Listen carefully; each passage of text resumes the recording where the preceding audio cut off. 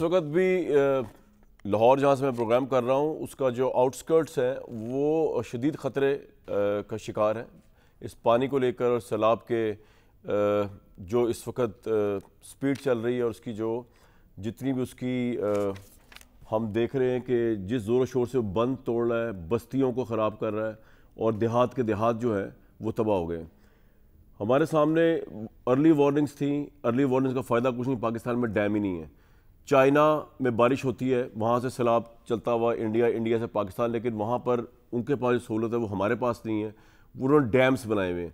At least बहुत हद तक वो सैलाब को इस तरह कंट्रोल कर लेते हैं कि उनके पास डैम्स हैं, उससे वो अपनी बिजली की ज़रूरियात पूरी कर लेते हैं। हमारे यहाँ पे डैम्स भी पॉलिटिक्स की नज़र हो गए। इस वक्त लाहौर जो मेन फोकस बना हुआ है पंजाब, जहाँ पे फ्लड है, नारोवाल तकरीबन सारा डूब गया। वहाँ एहसन इकबाल साहब कहते हैं इसको तो आफतज़दा इलाके करार दे देना चाहिए। ख्वाजा आसिफ साहब बता रहे थे आज सियालकोट की गलियों में फिरते हुए कि जी करप्शन की वजह से ये सड़कें तबाह हो गई। हालांकि इक़्तिदार तो पता नहीं कब से वो एमएनए वहाँ पे, पता नहीं करप्शन की बात किसको कह रहे थे वो, और सारी ये दुहाई जो सुनाई जा रही थी। मरियम नवाज साहिबा आज जो है वो, उनका क्रू भी उनके साथ था, भरपूर कवरेज भी हो रही थी और वो उतरी हुई थी दरिया रावी के पानी के अंदर।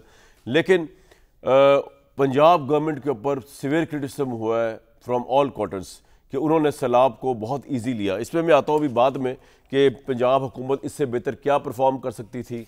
लेकिन सबसे पहले इस वक्त हालात क्या है आपको लाइव ले चलते हैं दरिया रावी पे। लाहौर में उसामा गौरी हमारे रिपोर्टर हमारे साथ मौजूद। उसामा, बताइएगा कि आज भी बताया गया है कि बड़ी ख़तरनाक रात है अहले लाहौर के लिए, और सुना है कि एक हाउसिंग सोसाइटी के अंदर तो पानी आ चुका लाहौर की। देखिए कामरान शाह साहब, बिल्कुल आपने दुरुस्त कहा है कि ख़तरा मुसलसल बढ़ता जा रहा है। इस वक्त मैं रावी के मकाम पर मौजूद हूँ, ये शादरा का मकाम है। यहाँ पर इस वक्त भी तकरीबन 2,15,000 क्यूसेक का रेला गुजर रहा है। पानी की शिद्दत में मुसलसल इजाफा होता हुआ नज़र आ रहा है और माहिरीन का कहना है कि यहाँ तकरीबन आज रात तक जो है वो 2,20,000 से 25,000 क्यूसेक का रेला गुजरेगा। उसके बाद बतदरीज कमी आना शुरू हो सकती है, लेकिन ताहाल पानी की शिद्दत में मुसलसल इजाफा होता हुआ नज़र आ रहा है। और बिल्कुल आपने अभी कहा कि लाहौर की 1-2 सोसाइटीज़ में भी पानी मुकम्मल तौर पर अंदर चला गया है। और अगर मैं शादरा के यहाँ करीबी इलाके जो मुल्हिका इलाके हैं, बस्तियाँ, उनकी बात करूँ तो फ़रखाबाद और शफीकाबाद के इलाके मुकम्मल तौर पर ज़ेर आब हैं। हज़ारों की तादाद में लोग पानी में जो है वो मौजूद है, जिनको रेस्क्यू किया गया। अभी भी सैकड़ों की तादाद में लोग पानी में मौजूद हैं और घरों के अंदर भी पानी चला गया है। और इसके साथ साथ जो यहाँ पे रेस्क्यू इदारे मौजूद हैं, हाई अलर्ट हैं, रेस्क्यू 1112 मौजूद है, पाक फ़ौज की दस्ते मौजूद हैं, पुलिस के दस्ते मौजूद हैं, लेकिन ख़तरा अभी टला नहीं, क्योंकि ख़तरा मुसलसल लाहौर। उसामा, ये बताइएगा कि लाहौर के किन किन इलाके जो हैं वो उसमें आज रात भी खतरा मौजूद है सैलाब के पॉइंट ऑफ व्यू से? देखिए जो शादरा का इलाका है वो बिल्कुल रिस्क पे है, क्योंकि यहाँ से जो रावी का फ्लो है वो इंतहाई ख़तरनाक है। शादरा के इलाके में ख़तरा मौजूद है। इसके साथ साथ जो रावी के मुल्हिका सोसाइटीज़ हैं जिनमें थीम पार्क है और दूसरी जो हाउसिंग सोसाइटीज़ हैं, पार्क व्यू सोसाइटी है, वहाँ पर भी ख़तरा मौजूद है और रावी का पानी वहाँ पर जा सकता है और इसी तरह वहाँ पर भी ख़तरा मौजूद है। जो साथ साथ दीगर इलाके हैं वहाँ भी ये ख़तरा मौजूद है। रेस्क्यू इदारों की तरफ से मुकम्मल तौर पर ताउन फराहम किया जा रहा है, लोगों को रेस्क्यू किया जा रहा है, माल मवेशी जो है वो लोगों के निकाले जा रहे हैं, जो घर का सामान है वो कश्तियों के जरिए वहां से निकाला जा रहा है। आज पंजाब की वज़ीर आला आई थी, उन्होंने क्या किया कि वो बोट पे, जो उन्होंने पूरी उनकी कैबिनेट भी साथ थी बोट पे, उन्होंने सूरत हाल क्या किया उन्होंने आज आके, उनको क्या ब्रीफ किया गया? बिल्कुल यहाँ पे सुबह वो तशरीफ़ लाई थी, उनके साथ साथ सूबाई वज़रा भी मौजूद थे। कश्ती के ज़रिए उन्होंने दरियाए रावी के अंदर गई और कुछ इलाकों का उन्होंने विज़िट किया और यहाँ पे उन्होंने यही कहा था कि तमाम इदारे, इंतज़ामी इदारे हाई अलर्ट हैं किसी भी नागहानी आफत से निमटने के लिए, लेकिन ज़मीनी सूरत हाल जो है वो मुसलसल ख़तरात बता रही है, वो मुसलसल ख़तरा बढ़ता जा रहा है। क्योंकि शादरा के जो इलाके हैं वो इसमें, जिनमें फ़रखाबाद का इलाका है, शफीकाबाद का इलाका है, वो इस वक्त बिल्कुल पानी के ज़ेर आब है। वहाँ घरों में पानी दाखिल हो चुका है। कुछ हाउसिंग सोसाइटी जो रावी के किनारे आबाद थी उनमें भी पानी चला गया है, तो मुसलसल खतरा बढ़ता जा रहा है। सूबाई वुज़रा जो है वो यहाँ पे तो एक आखिरी सवाल भी बताइएगा कि कुछ लोगों को इस इलाके में, यहाँ जैसे राना टाउन है, शादरा है और ये सोसाइटीज़ है, लोगों को घरों से निकाला गया है या लोग घरों में मौजूद हैं इसके बावजूद के सैलाब का खतरा आज रात भी मौजूद है? देखें रेस्क्यू टीमों की जानिब से लोगों को वहाँ से निकाला जा चुका है, लेकिन अभी भी वहाँ पे कुछ लोग मौजूद हैं। कुछ निजी इदारे भी वहाँ मिलकर रेस्क्यू टीमें वहाँ काम कर रही हैं। लोगों को उनको इनखला का बताया गया कि वो घर खाली कर दें, यहाँ से बस्तियाँ खाली कर दें, क्योंकि सैलाब का खतरा है वो मौजूद है। नहीं, लेकिन लोग छोड़ रहे, घर के नहीं छोड़ रहे, मैं ये जानना चाह रहा था आपसे। नहीं, लोग घर छोड़ें, डेफिनेटली लोगों को वहाँ से निकाला जा रहा है, लोग अपने घरों का सामान भी वहाँ से उठा के जो है वो महफूज मकामात पे नकल मकानी कर रहे हैं और लोग वहाँ से आहिस्ता आहिस्ता निकल रहे हैं। लेकिन जैसे जैसे पानी आगे बढ़ रहा है तो कुछ लोग डेफिनेटली अभी भी अपने घरों में मौजूद हैं, क्योंकि उनके पास डेफिनेटली कोई महफूज मकाम नहीं है। बहुत शुक्रिया उसामा गौरी, आप हमें रिपोर्ट कर रहे थे दरियाए रावी लाहौर से, जहाँ पे आज की रात भी बहुत ख़तरनाक है। इस वक्त ऊंचे दर्जे का सैलाब है, 2,17,000 क्यूसिक से ऊपर का पानी रिकॉर्ड किया गया है। बहुत वार्म वेलकम मेरे साथ जो लोग मौजूद हैं, मोहम्मद ज़ुबैर साहब, इरशाद भट्टी साहब, मिलियास राना साहब। मेरे सामने डॉन की एक रिपोर्ट मौजूद है जिसमें उन्होंने पंजाब गवर्नमेंट की धज्जियाँ उड़ाई हैं। उन्होंने कहा है कि पंजाब गवर्नमेंट और उसकी ब्यूरोक्रेसी जो थी उसकी कारकर्दगी बड़ी नाकिस रही। उन्होंने कहा कि सूबाई हुकूमत की नाकिस तैयारी ने सैलाबी सूरत हाल को बिगाड़ दिया। ब्यूरोक्रेसी बहरान के वक्त क़यादत फराहम करने में नाकाम रही। सैलाब मुतासरीन को मुकामी नुमाइंदों की गैर मौजूदगी का शिकवा रहा। वज़ीर आला मरियम नवाज़ नाजुक वक्त में बैरून मुल्क रवाना। जापान और थाईलैंड का दौरा अवामी गुस्से का सबब बना। शहरी सैलाब ने लाहौर, सियालकोट, गुजरात की ज़िंदगी मफलूज कर दी। हुकूमती मशीनरी महज रस्मी बयानात तक महदूद रही। माहिरीन ने वार्निंग दी थी मगर अमली इकदाम ना हुए। हुकूमत ने भी कोई तवील मुद्दती हिकमत अमली पेश नहीं की। हर साल भरते सैलाब के बावजूद मनसूबाबंदी सिफर रही। सियासी क़यादत की बेहिसी ने अवामी एतमाद को मजरूह कर दिया।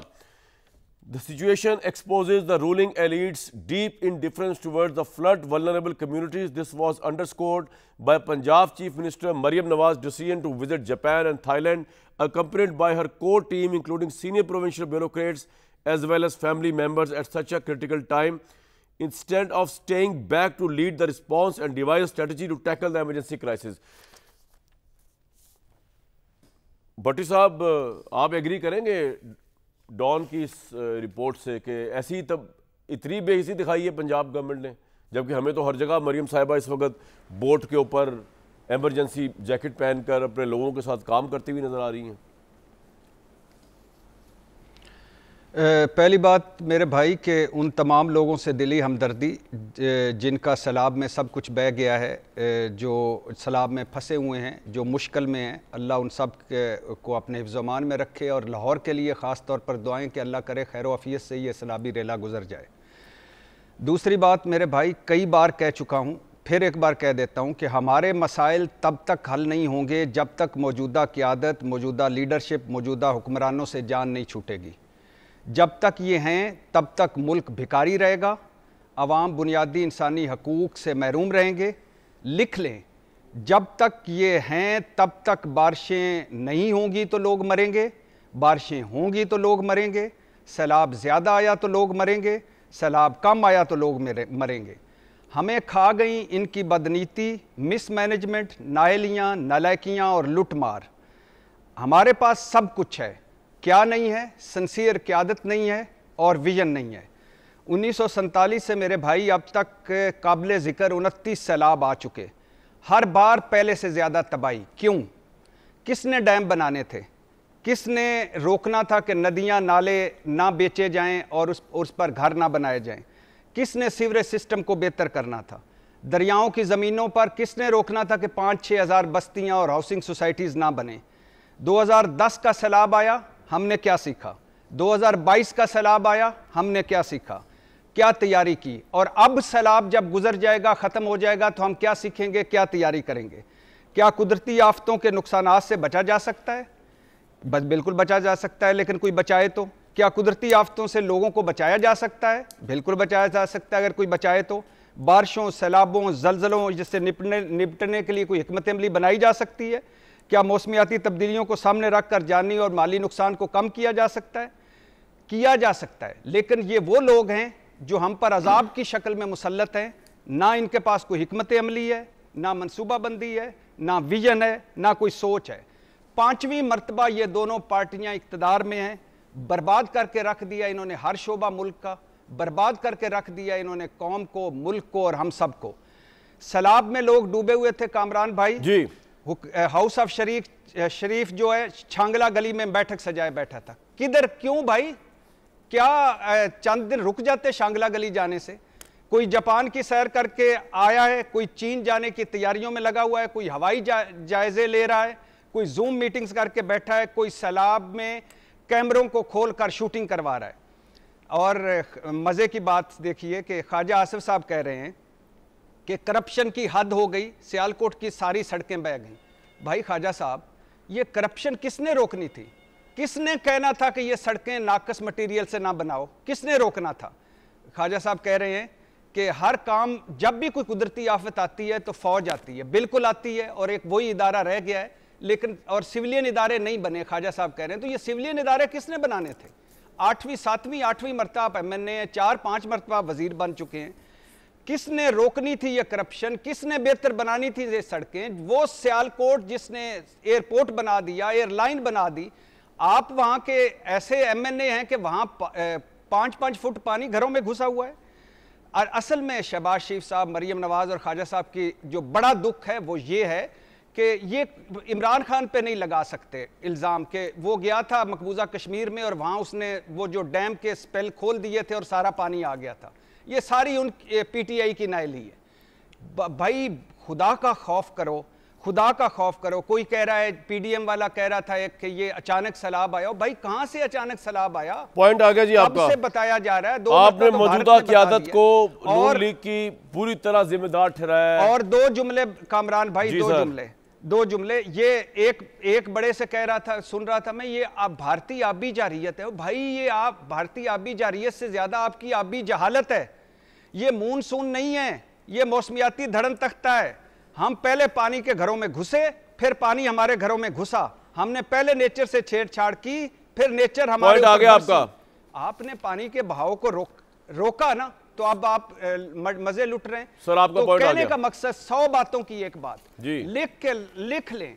इनके होते हुए पता नहीं हमारी नस्लों में कोई नई क़यादत आती है कि नहीं, इनके होते हुए इसी तरह हम मरते रहेंगे, कभी सैलाब में, कभी बारिशों में, कभी बेरोजगारी में, कभी गुर्बत में, कभी थाने में, कभी कचहरी में, कभी अस्पताल में, कभी स्कूलों में। पॉइंट आ गया आपका सर। मरते रहना है हमने, इनको हमारी कोई परवाह नहीं। जुबैर साहब, आप एग्री करेंगे भट्टी साहब से? और डॉन ने जो रिपोर्ट लिखी है इसमें वज़ीर आला पंजाब को रिस्पॉन्सिबल करार दिया गया, पंजाब की ब्यूरोक्रेसी को। ये तो कुदरती आफत है ये, और क्या कर सकते थे जब क्लाइमेट चेंज पे हमारी ओवरऑल पॉलिसी इतनी बड़ी है ही नहीं, जिसको एक नेशनल लेवल की पॉलिसी हो जो अहेड ऑफ टाइम हो। जी, सबसे ज़्यादा कसूरवार तो शहबाज शरीफ साहब हैं। कैसे? जो 3.5 साल से इस ओहदे पर बैठे हुए हैं तकरीबन। और 2022 में सैलाब आया था। मैं भट्टी साहब की तो मैं मुकम्मल 100% उनकी बातों से एग्री करता हूँ, लेकिन मैं एक स्पेसिफिक एग्जांपल्स भी देना चाहता हूँ कि नाअहली किस तरह से इन्होंने की है। आज जो अवाम सफ़र कर रही है वो इनकी नाअहली की वजह से। 2022 में सैलाब आया, इंटरनेशनल डोनर्स कॉन्फ्रेंस कराई UN सेक्रेटरी जनरल ने, आपको याद होगा। 11 बिलियन डॉलर प्लेज हुए, उसमें से 7 बिलियन डॉलर जो थे पाकिस्तान ने प्रोजेक्ट्स सबमिट करने थे। भाई ऐसे तो नहीं कोई उठा के चेक या कैश दे देता। आप ये बताते हैं कि भाई यहाँ हाउसिंग सोसाइटी हमने बनानी है, यहाँ हमने डैम बनाना है, यहाँ हमने कैनाल एक नई बनानी है, एक प्लान प्रोजेक्ट बाय प्रोजेक्ट देना था ना।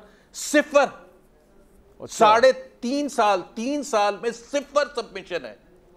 तो वो 7 बिलियन डॉलर क्यों नहीं आए? इसलिए नहीं आए कि ये नाअहल है, क्योंकि ये जैसे ही वो 2022 का किस्सा खत्म हुआ, डिजास्टर खत्म हुआ, इन्होंने हेलीकॉप्टर से वो सारा कुछ देख के वजीर आजम साहब चले गए, उसके बाद ये भूल जाते हैं, ये दूसरे डिजास्टर की तरफ आ जाते हैं। ये कभी कर ही नहीं सकते लॉन्ग टर्म प्लानिंग, ये शॉर्ट टर्म प्लानिंग करते हैं। इनकी नजर जो इतनी लॉन्ग टर्म होती नहीं, एहलियत नहीं है, कॉम्पिटेंस नहीं है, लोगों को मेरिट पर नहीं रखा हुआ, लोगों को फॉर्म 47 के बेसिस पर रखा हुआ है। अब आ जाए आप वजीर आला पर, मरियम नवाज पर। अब मरियम नवाज, अगर आपके पास 10 दिन पहले ये नई एडवांस वार्निंग थी और कल ख्वाजा आसिफ ने ARY पर वसीम बदामी को इंटरव्यू में ये बताया कि 2 दफा इंडिया ने वार्न किया, 2 दफा, आज से 10 दिन पहले भी किया, आज से 2 हफ्ते पहले भी किया।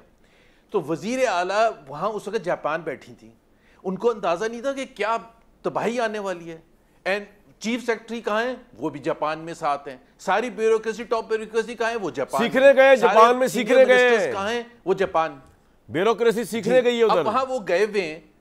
अच्छा, वो आए हैं वापस, तो वो जो अभी इन्होंने बताया कि मरी में या झांगला गली में जहां भी बैठक हो रही है, निजाम के तसलसल के हवाले से फैसले हो रहे हैं। वजीर आजम साहब भी आ गए इस्लामाबाद से झांगला गली, वजीर आला भी पहुंच गई है वहां झांगला गली, और ये डिस्कशन हो रही है, ये फैसला हुआ कि ये जो मौजूदा निज़ाम है, अब वो जो भी निज़ाम है उसको अभी चलते रहना चाहिए। अभी 3-4 घंटे की आप मीटिंग कर रहे हैं निजाम के हवाले से। निजाम तो चल ही रहा है, वो मुसीबत है, चलते रहना। निजाम तो चल ही रहा है, जिन्होंने चलाना है वो चला रहे हैं। आप जो भी फैसला करें उससे कोई ताल्लुक नहीं है। मुझे नहीं पता क्या फैसले हुए थे, बट पॉइंट ये है जस्ट द वीडियो, वो जो इमेजेस आ रहे हैं, व्हाट डज इट शो? उधर सैलाब हो रहा है, उधर मीटिंग चल रही है स्कूल से, इधर सैलाब हो रहा है, उधर जापान का विजिट चल रहा है। ये कह रहे हैं, लास्ट में कह दूं जी, देखें ये अशराफिया है, ये एलीट है, इनको अवाम से कोई सरोकार नहीं है। अब तो वोट का भी कंसर्न नहीं है। अब पहले तो वोट का होता था ना कि वोट लेने जाना है, अब तो वोट भी नहीं लेने जाना, अब तो फॉर्म 47 हाजिर है। 2029 में अगर इलेक्शन हुए तो फॉर्म 47 अब तो पहले से तैयार करेंगे, पिछली दफा तो तैयारी प्रॉपर नहीं थी। So they are not even concerned about it, they are totally indifferent. ठीक है, मेरा ख्याल है कि अच्छा एक मैं सिर्फ बात कह दूं, जी, केपी में तबाही आई, आजाद कश्मीर में तबाही आई, द काइंड ऑफ विच हमने नहीं देखा, दुनिया ने नहीं देखा। गिलगित बल्तिस्तान में आई, आजाद कश्मीर में आई, पंजाब में तबाही आई।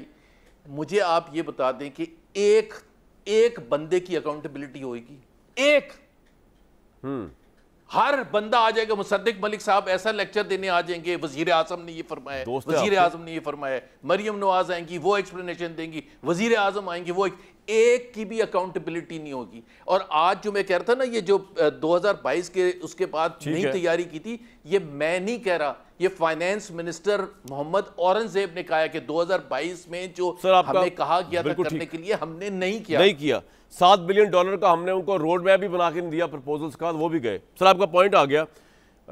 अब एक और पर्सपेक्टिव भी ले लेते हैं इसके ऊपर। आमिर इलियास राणा साहब, आप एग्री करेंगे या नहीं करेंगे इरशाद भट्टी साहब से, जुबैर साहब से, डॉन के इस रिपोर्ट से, जिसमें कहा गया कि नाअहल वफाकी और सूबाई क़यादत की वजह से अवाम जो है उसको बहुत सफ़र करना पड़ा इन सैलाबों के दौरान। ख्वाह वो जापान का विजिट है, छांगना गली का वो है, ब्यूरोक्रेसी प्लानिंग नहीं थी, सब कुछ सुन लिया आपने। मैं क्या बयान करूँ मजीद?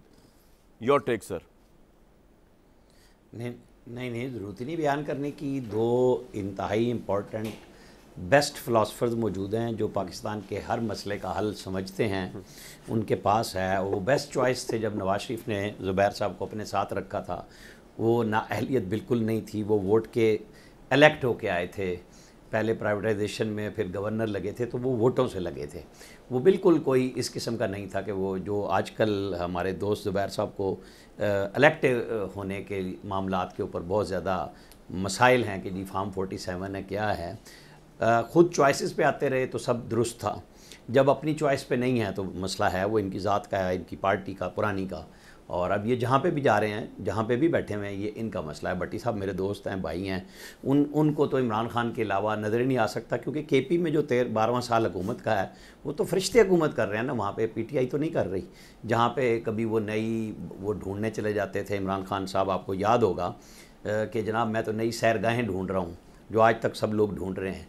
जब वहाँ पे सैलाब आते थे, अब भी जो सैलाब आया वो केपी में तो नहीं आया, वो तो पंजाब के किसी हिस्से में आया था जिसका नाम सवाबी है, जिसका नाम बुनेर है। वो जो कहीं पे भी सैलाब आए हैं वो सारे पंजाब में आए हैं, चूँकि वहाँ तो अहल लोग बैठे हुए हैं, वो बैठे हुए थे। उनके 1122 वाले टिकटॉक करके लोग भर्ती नहीं हुए थे, वो तैराकी भी जानते थे, वो रस्से भी लेके पहुँचते थे, वो ऊपर फ्लाइंग भी कर लेते थे, लोगों को दरिया में से उठा के ले जाते थे। वो जो सुनामी बिलियन ट्री का था वो बह के जो हमें जाता हुआ नज़र आया, उसके ऊपर भी बहुत ज़्यादा फ़िलासफ़र्स आ रहे हैं कि जी वो देखें उसने रोक लिया, वो सारा कटा हुआ दरख्त बहता हुआ नज़र आया, चोई का जो फॉरेस्ट का कटा हुआ था, जो दरियाओं में आया आपके सामने, वो तूफ़ान था। बादल मैं आपको बता दूं कि सर एक मिनट ब्रेकिंग भी चल रही है साथ-साथ कि लाहौर के मुख्तलिफ हिस्सों के अंदर सैलाब का पानी दाखिल हो रहा है। जब हम आप और मैं ये लाइव शो कर रहे हैं, हम मजीद जरा रिपोर्टर से जानना चाहेंगे क्या पोजीशन है, लेकिन आप कंटिन्यू करें आमिर साहब जी। हाँ जाहिर है मेरी तो डिसकंटिन्यू ही ज़्यादा बेहतर होता है, ज़ाहिर है वो मिजाज के बरक्स बात होती है। अब मैं आता हूँ पंजाब पे। देखें पंजाब भी बिल्कुल उसी तरह पानी आया जिस तरह वहाँ बादल फटे, और यहाँ पे ये जो बारिश का पानी सियालकोट शहर में आया, उसके ऊपर जो शहर के शहरदार हैं, ख्वाजा आसिफ ने बोल लिया, मुझे तो बोलने की ज़रूरत ही नहीं है, नाअहली है, जो कुछ भी है, अगर सीवरेज का नहीं है। लेकिन बुनियादी इशू ये है कि वहाँ जो 2 नाले बहते हैं, इस्लामाबाद जिस शहर में बैठा हूँ मैं, और भट्टी साहब भी यहीं होंगे या हो सकता है वो मतलब महवे परवाज भी रहते हैं, पास ही है, मुझे नहीं पता इस वक्त वो कहाँ पे हैं। लेकिन मैं ये कह रहा हूँ कि यहाँ पे बेस्ट लाहौर में अकेला मैं बैठा हूँ, सैलाब को देख रहा हूँ, फेस कर रहा हूँ। एक मिनट में बता रहा हूँ कि यहाँ पे भी अगर बारिश कोई घंटा 2 इकट्ठी हो जाए तो यहाँ पे भी नाले भर जाते हैं, तो सड़कों पे पानी आ जाता है। लेकिन जैसे ही नालों से पानी रिलीज़ होता है, सड़कें क्लियर हो जाती हैं। अब वहाँ सियालकोट का भी ये मसला है कि जहाँ पानी ने बह के जाना है, वहाँ ऑलरेडी सैलाब का पानी नालों में आया हुआ है, बह रहा है, शहर फंसा हुआ है, वहाँ से निकास बंद हो चुका हुआ है। जो इंडिया की तरफ से पानी आया है और जो अभी सतलुज में निकल के कसूर से लेके और भावलपुर तक उसने गुजरना है, अल्लाह ताला पनाह दे। लेकिन एक बात बताया ना, ख्वाजा साहब की स्टेटमेंट आपको समझ आई है, लेकिन करप्शन की वजह से, मतलब वो तो वहां पे तो वही है, ख्वाजा साहब ये सालों साल मुझे आप आगे जा रहे थे, मैं सियालकोट का बताया जरा, मुझे बात कर लेने दे। जी जी। नहीं, मैंने आपको सियालकोट में ख्वाजा आसिफ के नाम पे ही जवाब दे दिया, आपकी तसल्ली नहीं हुई असल में ना, नहीं हुई अभी। तो मैंने बता दिया है कि वो शहरदार हैं, उनकी अपनी जिम्मेदारी है, वो खुद ही जवाबदेही कर रहे हैं, खुद ही सवालदेही कर रहे हैं, उन्हीं के जिम्मे आएगा। जो जा रहा है वहाँ से इलेक्ट हो रहा है, उन्होंने जवाब देना है ना, किसी और ने नहीं। लेकिन वो इलेक्ट जो हुए में हैं, चाहे वो एहसन इकबाल की सूरत में नारोवाल में हों, उनके बेटे हों, ये सारे लोग मौके पे मौजूद हैं, भाग नहीं गए मैदान छोड़ के। जो इंतज़ामिया है वो सारी मौजूद है। आप यहाँ पे पंजाब की ब्यूरोक्रेसी और हुकूमत नहीं मौजूद थी उस वक्त जब सैलाब की वार्निंग आई। ये क्रिटिसिज्म हो रहा है। एक मिनट, नहीं, वार्निंग पानी का इंडिया ने छोड़ना है। वहाँ पे तमाम तर इंतजामात, सब लोग रेस्क्यू से लेके फ़ौज को भी बर वक्त तलब किया गया। पाकिस्तान की फ़ौज है ना, हमेशा ही आती है, आराफत में आती है। जी, क्या मसला है यहाँ? मसला एक्चुअली जो डिबेट नहीं हो रहा, जो मेरे और आपके जहन में फंसा हुआ है, वो असल इशू ये है कि फ़ौज हो, सिविल ब्यूरोक्रेसी हो, हुकूमतें हों, सियासी पार्टियां हों या मीडिया हो, 4 दिन बहस करेगा, ये जो सैलाब के हैं, हफ्ता करेगा और उसके बाद ख़त्म। हमारा कोई पायदार सिस्टम कहीं पे प्लानिंग का है नहीं। एहसन इकबाल हैं प्लानिंग मिनिस्टर। एक मिनट, नहीं, मैंने कहा आमिर, वो जो गुफ्तगू है कि भाई आमिर साहब एक सवाल सुन ले, जुबैर साहब सवाल आपने जवाब देना है, फिर सवाल सुन ले जरा। नहीं, मुझे मेरी बात करने दें। अच्छा, पहले बात कंप्लीट कर ले।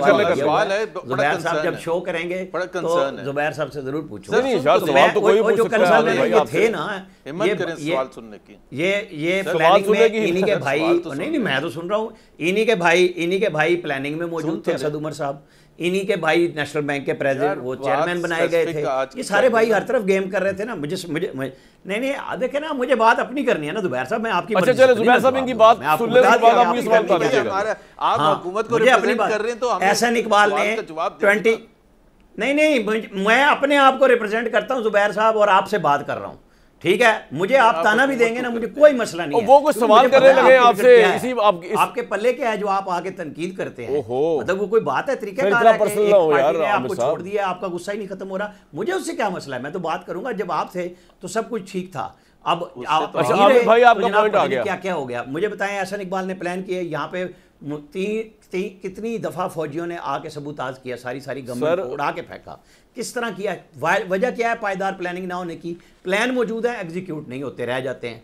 अब आज आप देख लें कि हमें करना क्या है। ना हमारे से आबादी बम कंट्रोल हो रहा है, ना हम डैम बना सकते हैं, हम ना नहरें बना सकते हैं। सारे सियासतदान अपने अपने मसाइल में खड़े होकर इस पाकिस्तान को बर्बाद कर रहे हैं। उसमें सारे इदारे इन्वॉल्व रहे हैं। शायद आज बैठ जाएं और आगे के लिए कोई अच्छा फैसला। पॉइंट आ गया आपका, बिल्कुल ठीक। जुबैर साहब कुछ कहना चाह रहे हैं? ये डैम वाली बात पे तो मैं आता हूँ अभी। जी जुबैर साहब क्विकली, आप कुछ बहुत जाहिर है। अगर मैं तो ये पूछ रहा था, देखें मोहम्मद औरंगजेब फाइनेंस मिनिस्टर हैं, बहुत रिस्पॉन्सिबल हैं। उन्होंने बहुत बड़ी स्टेटमेंट दी है कि 2022 में जो आपको इंटरनेशनल डोनर्स ने कमिटमेंट की थी $7 बिलियन, उसके बाद 3 साल तक कोई काम नहीं किया।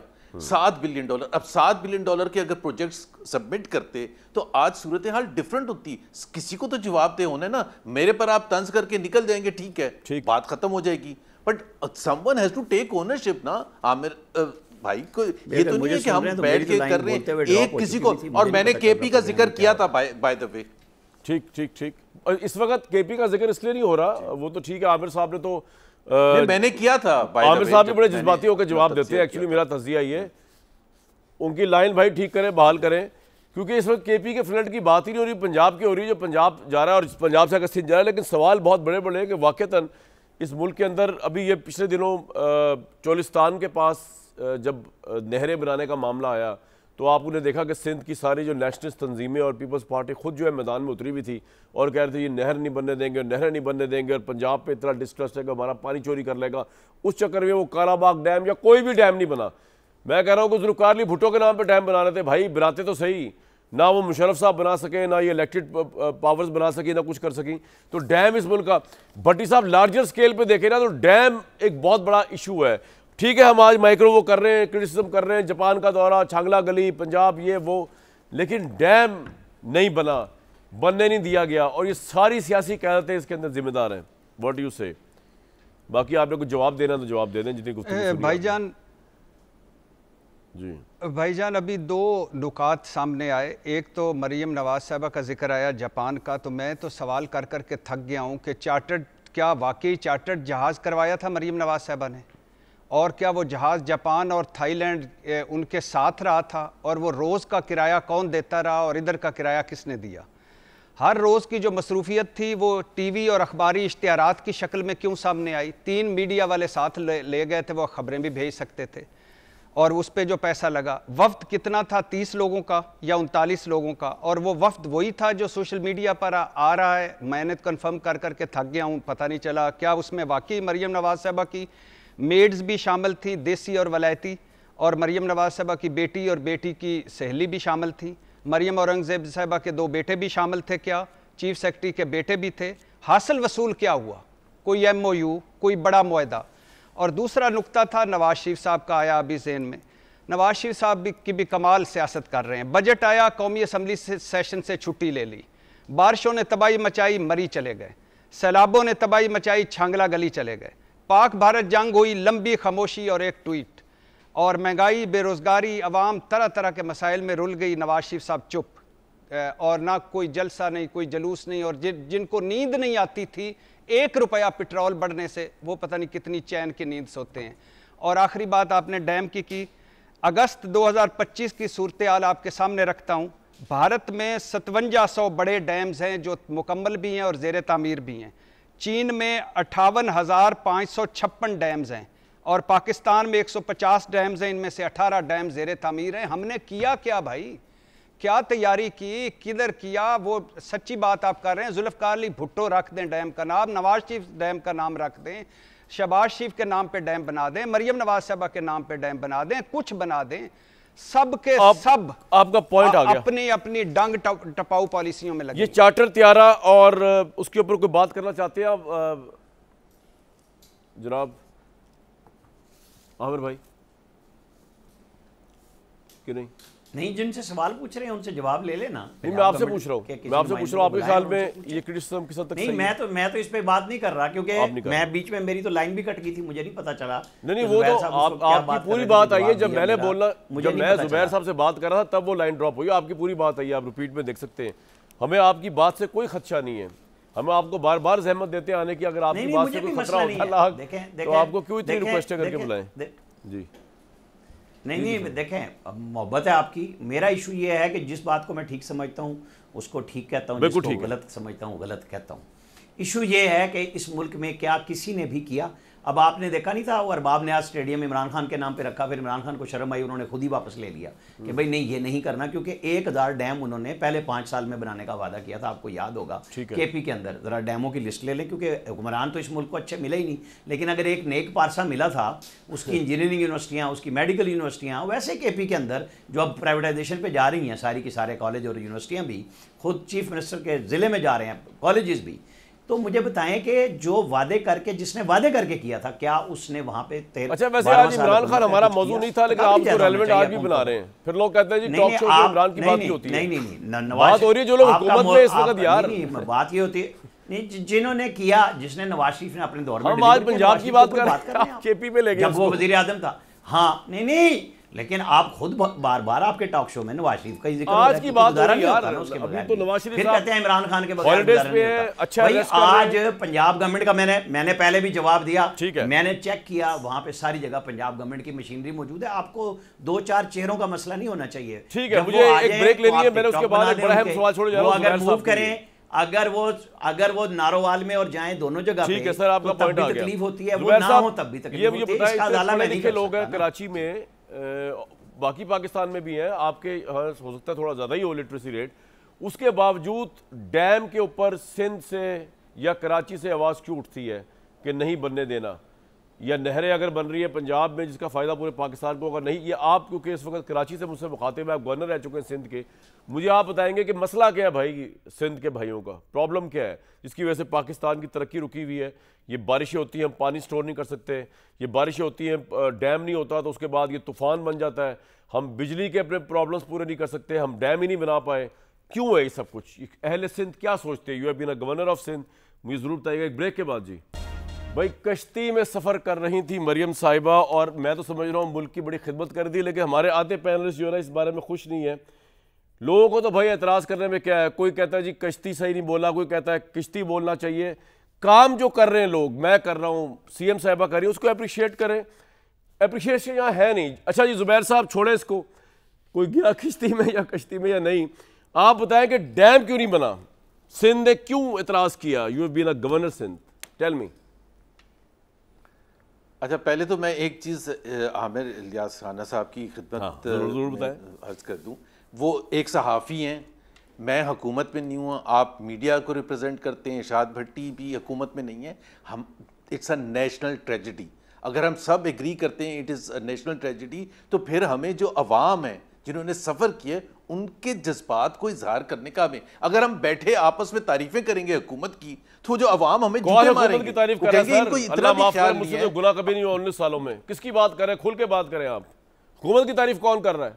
नहीं, जिस तरह आमिर राना साहब कह रहे हैं ना कि हमने क्यों खिंचाई की है, हमने हुकूमत की क्यों क्रिटिसाइज किया है। अच्छा। वो जी इमरान खान ये कह के गए थे यार अवाम इस वक्त घर बार उनके उजड़ गए हैं, उनके देहात उजड़ गए हैं, उनके मवेशी चले गए हैं, उनका माली नुकसान हुआ है, फिजिकल नुकसान हुआ है, और हम बैठ के तारीफें करें। प्लीज हमें वो सब बोलने दें, और मैं तो स्पेसिफिक बात करता हूं, और मैंने स्पेसिफिक बात पहले भी की थी। ठीक है। दूसरी बात ये मैं एक इसी के हवाले से बता दूं कि पाकिस्तान में आपने सुना होगा क्लाइमेट चेंज से पाकिस्तान बहुत ज़्यादा असरात हुए हैं। जी जी। उसकी वजह से मतलब ये है कि पाकिस्तान की तैयारी ज़्यादा होनी चाहिए, अर्ली वार्निंग सिस्टम होना चाहिए, रिस्क मैनेजमेंट होना चाहिए। On all these counts Pakistan 150th rank है कि तैयारी नहीं करते, अर्ली वार्निंग सिस्टम की कोई परेशानी नहीं है। सो ये चीज़ें याद दिलाना, हुकूमत की को क्रिटिसाइज करना हमारा फर्ज बनता है। अगर हम समझते हैं कि हुकूमत ने सही काम नहीं किया, जिस दिन सही काम करेंगे उस दिन तारीफ। अब डैम वाली बात,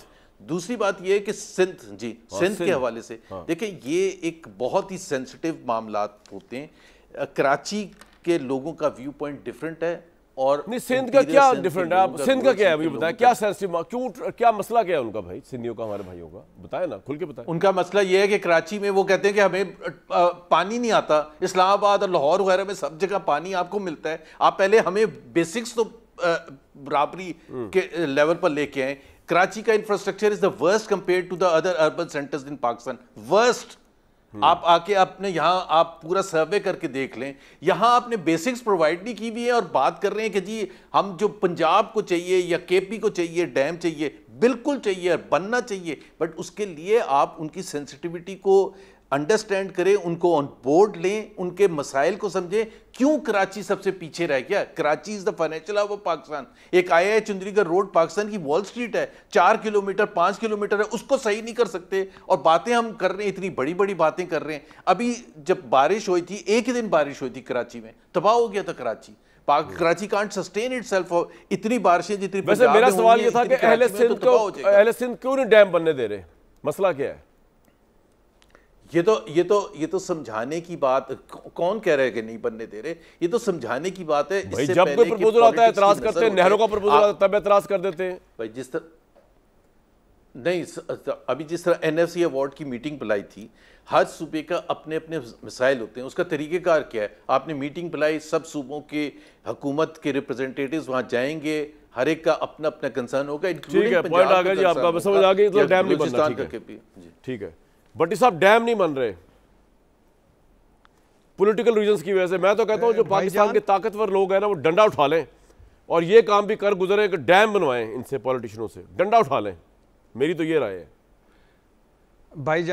भाईजान पहली बात तो ये कि अभी बात हुई कि इमरान खान के नाम पर अरबाब नियाज स्टेडियम का नाम बदला गया, खुशामद की गई इमरान खान की, और इमरान खान को शर्म आ गई और उसने कहा कि मेरे नाम पर मत रखो स्टेडियम।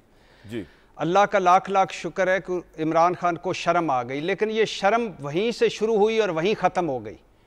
आज शहबाज शरीफ साहब के नाम पर हमारे पैसों से कितने मंसूबों के नाम हैं, मरियम नवाज़ साहबा के नाम पर, नवाज शरीफ साहब के नाम पर, भुट्टोज़ के नाम पर दर्जनों सरकारी पैसों और हमारे पैसों से बने पार्क, अस्पताल और पुल फ़ख्र से सर उठाए खड़े हैं, पहली बात।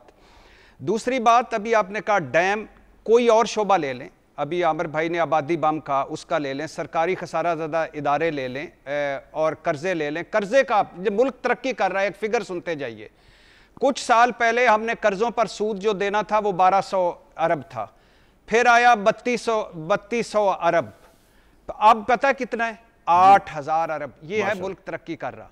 लेकिन ये क्यों नहीं काम करते? इसलिए नहीं करते कि जहां जहां हुकूमतें वोट लेकर असम्बलियों में पहुंचती हैं, वहां वहां हुकूमतों का रवैया कुछ और होता है, और जहां वोट की इज्जत का नारा मारने वाला खुद अपने हल्के में वोट की इज्जत नहीं करता, वहां वही कुछ होता है जो आज हो रहा है।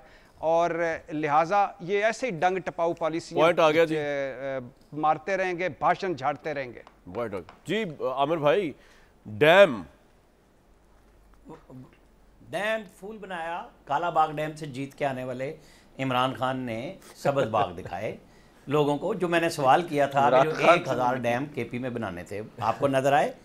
कहीं नजर आए? जो कन्नी कतरा गए जुबैर भाई सिंध के ऊपर बात करते हुए, बिल्कुल बात होनी चाहिए। वो जो बलोचिस्तान हर दफ़ा सिंध के वडेरे उसे पूरे नसीराबाद को, डिवीज़न को डबो देते हैं पानी से जब इधर आता है, अपनी नहरें और दरिया बंद सब बचाने की कोशिश करते हैं, आम सिंधी को उसको जो किसान है उस सब को बर्बाद करते हैं और बड़े बच जाते हैं। ये बात नेशनल स्पेक्ट्रम पे होनी चाहिए भाई, चाहे वो सिंध का है, चाहे वो पंजाब है, केपी है, बलूचिस्तान है, जीबी है, जो भी आज़ाद कश्मीर, सबका मसला ये है कि हमारे पास मुस्तकबिल की कोई प्लानिंग नहीं होती। हमारे यहाँ हर वक्त एक तलवार लटकती रहती है कि मुझे निकाल देंगे, मैं आ जाऊँगा, मैं चला जाऊँगा। और जिसके शर्म के भट्टी साहब को बड़ा ख्याल आया, अगर कोई शर्म होती तो कोई काम करते तो नाम भी बन जाता ना। मसला ये है कि इन लोगों ने काम किए हैं तो नाम भी रख लिए। आप गिनवा देना कि क्या उसने काम किए। जो हुकूमत में आया, सुबह 11 बजे से उठ के आना, 3:30 बजे 5 बजे हेलीकॉप्टर पे आना, हेलीकॉप्टर पे चले जाना, इसके अलावा क्या हुकूमत की थी? और हेलीकॉप्टर पे ही डेंगी के बीच में डेंगियां मारते हुए कि जनाब मैं तो नए मंसूबे ढूंढ रहा हूँ। ठीक है जी। ये सब कुछ किया इमरान खान ने। आपको पता है ना कि उन्होंने कितने मंसूबे बनाए इस मुल्क में, तो इसलिए उन्होंने कहा नहीं फलाने फलाने मशाहिर के नाम पे रख दो। तो आप इस तरह जस्टिफाई कर रहे हैं कि पंजाब में अगर काम हो रहा है भाई अगर किसी ने काम किए हैं तो नाम रख दिए ना यार, कोई काम करता हुआ दिखा तो दो ना, क्या किया ये जो कफन पहना के लाते हैं 96 में 26 नवंबर, मतलब काम कहाँ किया है? वक्त की तनकीद करते रहे। मुझे बताएं, अल्लाह ताला बचाए, केपी में जो लोग फौत हुए 500 से ज्यादा, कितने लोग चले गए अभी तक? जो पंजाब में का तो हम बात ही नहीं कर रहे यार, इंसानी जाने हैं वो बची हुई हैं। नहीं इस वक्त बात यही कर रहा हूं कि जो जितनी कोशिशें हो रही हैं इंसानी जाने बचाने के। एक मिनट, आप जो जवाब दे रहे हैं मुझे तो बात कर लेना। जी सर, मैं मेरे मौजू पे आपने डैम का आपने सवाल लगाया कि आपने इमरान खान को डैम कह के तो आगे निकल गए। आप सवाल मेरा कुछ और था, आप किसी और तरह आप मौजूद लाए इमरान खान का। बीच में इमरान खान मौजूद नहीं था, बनने चाहिए। नहीं मैं नहीं ला रहा, मैं तो आपको कह रहा हूं कि पंजाब में जाने बची है ना अभी तक, और अल्लाह बचा के। ठीक है सर, आपका पॉइंट आ गया। बंद बच रहे हैं, डैम बच रहे हैं, ये बचते रहे। जुबैर साहब, हुकूमतें अपना काम जो लोग काम करते हैं उनके नाम की नंबर प्लेट लगती है, नेम प्लेट लगती है, इसमें जेलस फील होने की क्या जरूरत है हमें?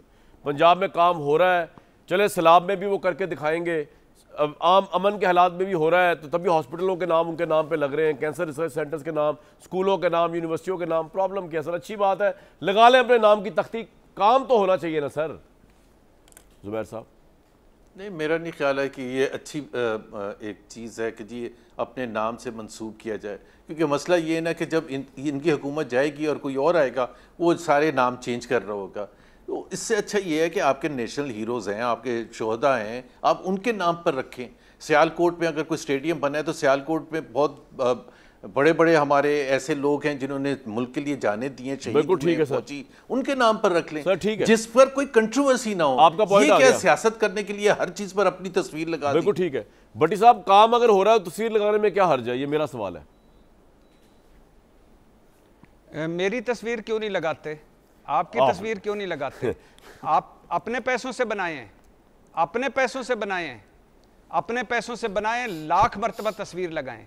घर से चौनी ली है, हाँ, एवन फील्ड का नाम रखें ना कायद आज़म हाउस, सरे महल का नाम रखें इलामा इकबाल हाउस, टीटी स्कैंडल का रखें मौलाना शौकत अली, अच्छा जी, भट्टी साहब मैं एक ब्रेक के बाद आपकी ये बाकी गुजारिशां सुनने की कोशिश करता हूँ। एक ब्रेक लेंगे जी, ब्रेक लेंगे। सारी डिबेट्स अपनी तरफ एक तरफ, और ये अपनी तरफ मसला कि पाकिस्तान को डैम्स की ज़रूरत है और ये एक वाहिद हल है जिसके ज़रिए आप फ्लड्स की एट्रॉसिटीज़ को कम कर सकते हैं, शिद्दत को आप जो है उससे बिजली और अपने एनर्जी के दूसरे मसाइल जो है या वसाइल के तौर पर उसको इस्तेमाल कर सकते हैं। और इसके ऊपर जितनी गंदी पॉलिटिक्स हुई है इसका एक दफ़ा अगर कोई इलाज कर देना, पाकिस्तान में कोई ताकतवर इंस्टीट्यूशन उसको देखे या पाकिस्तान के ताकतवर लोग जो इस मुल्क में बहुत सी पॉजिटिव चीज़ें करते हैं, जैसे इस वक्त भी कर रहे हैं सैलाब के मौके पे, अफवाज पाकिस्तान तो लगी हुई है, तो ये इस मुल्क में बड़ा एहसान होगा कि ये कर जाए। मुशर्रफ साहब ये करके नहीं गए, लेकिन कोई और अगर ये कर जाए तो इस मुल्क के ऊपर, इस मुल्क के लोगों के ऊपर एक बड़ा एहसान होगा कि यहाँ डैम पे पॉलिटिक्स होनी चाहिए, डैम्स बनने चाहिए। नेक्स्ट वीक तक के लिए इजाज़त।